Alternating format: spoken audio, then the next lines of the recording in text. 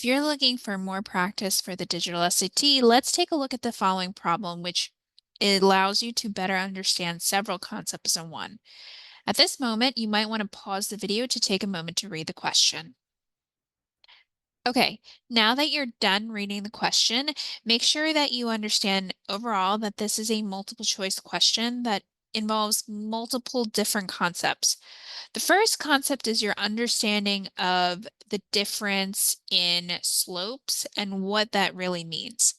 So I'm going to go ahead and draw a graph, a very faint line here with an X and a Y. And I'm going to go ahead and label it X and Y. You will not need to do this for the actual exam. I'm just doing this for practicing purposes so that way you can better understand and visualize what is happening between the two lines that are listed here. So the first thing they let us know about line R is two concepts. One, that the y-intercept is 7 and the slope is 0. So when they tell you that the slope is 0, it sort of means that the slope is not going to have a rise and a run. Instead, when they tell you that it's a y-intercept of 7, that means that at some point it's going to cross the y-axis. So I'm going to make a tentative line that says, or tentative dot that says y over there as 7. And what they're trying to let you know, what they're trying to let you know is that there is a line that crosses the point of 7. So we can go ahead and make sure that this is a bigger circle here, that this is 7 on the point of line R. So basically what they're saying is line R, by the way, is a horizontal line, and that is why it's a slope of 0, and it crosses the y-axis at 7. So this is our 7 right here, this dot right here, our imaginary line there. All right, so line R is a horizontal line given with y equals 7 as our equation. So y equals 7, and that is something to note. So y equals 7, let me go ahead and make that more formal there, as our horizontal line. And we've covered the first essential concept, which is that if it gives you a slope of 0, it is automatically a horizontal line. It is helpful to commit that to memory because they will not give you that on a formula sheet. They will just expect that you understand that.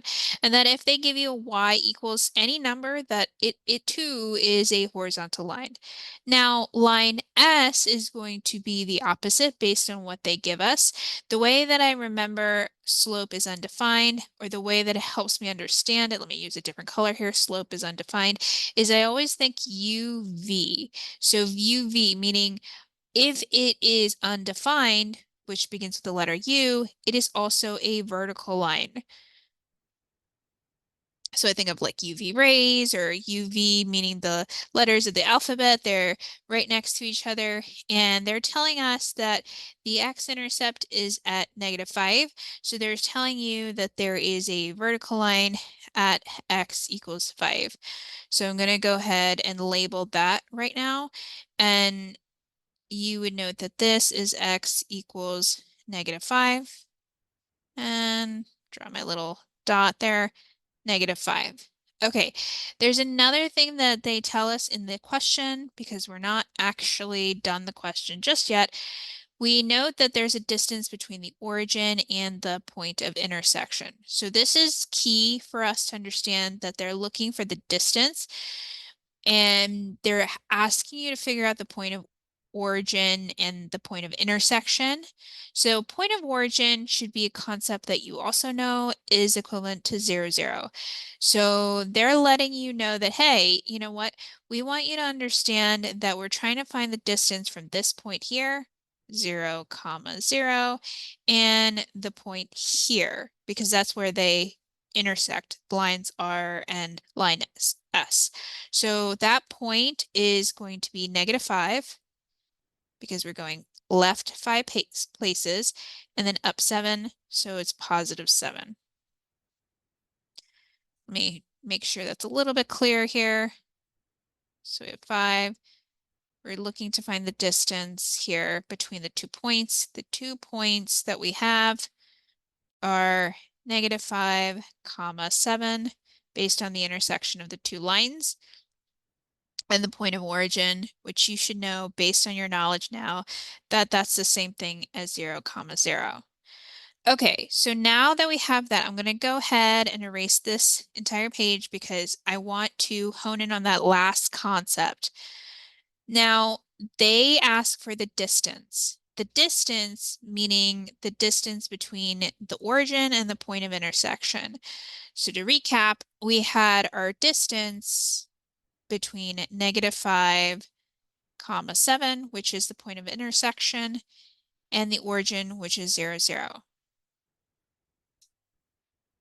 Okay, now that you have these 2 points, you will need to plug that into the distance formula, which, by the way, they do not give it to you on the exam.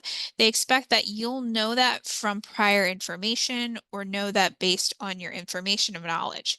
So you want to commit the distance formula to memory. So the distance equals the square root of y2 minus y1 squared. Make sure you have the parentheses down, plus x2 minus x1 squared. Please note that there are parentheses here, and if you are using a calculator, whether it is a digital calculator or one that you have on hand, make sure you add in parentheses so that it calculates properly. Okay, let's simplify this.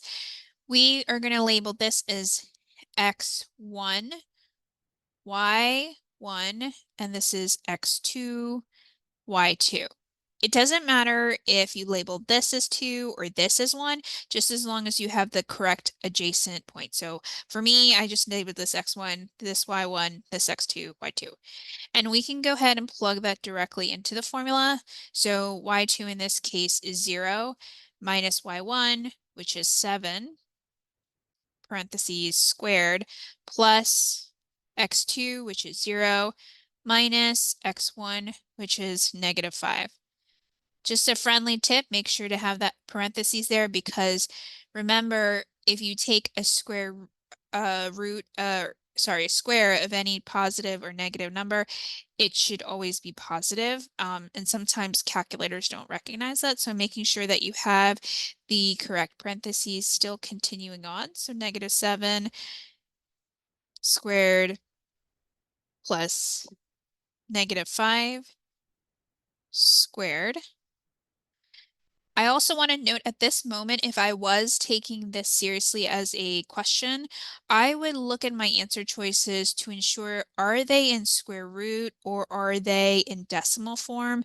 Because if they're in decimal form, I could get a decimal answer and double check. But because they're in square root form, I want to remain it to an answer that could be easily matched to the answer choices given. So continuing on, I'm going to go ahead and simplify this. This is going to be 49 plus 25. Go ahead and simplify that further, and I get the square root of 74. This is where I would stop, double check my answer choices. I see that there's an answer choice here that matches or aligns with our choices, which it is correct, and I would go ahead and select that answer. Feel free to explore additional test preparation resources, such as AP Biology multiple choice questions, free response questions, or worksheets in general. If you're looking for additional math help and resources, you can explore those as well, especially for standardized tests such as SAT or PSAT. Don't forget to subscribe and follow.